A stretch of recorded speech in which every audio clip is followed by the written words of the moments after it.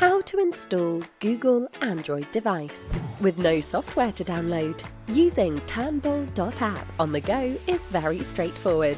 To add Turnbull.app to your Android phone's home screen, open Google Chrome, go to the website www.turnbull.app. Tap the three dots icon, choose Add to Home Screen and tap Add. But here's a step-by-step guide on how to add Turnbull.app to your Android device's home screen. 1. Open the Google Chrome app on your Android device. 2.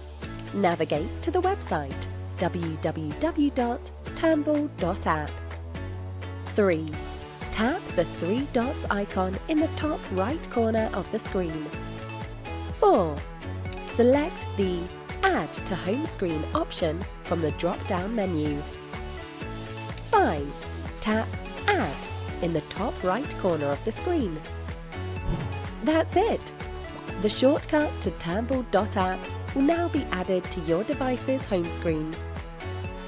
You can move it around like any other app icon and tap on it to open Turnbull.app directly in the Google Chrome app. Go further faster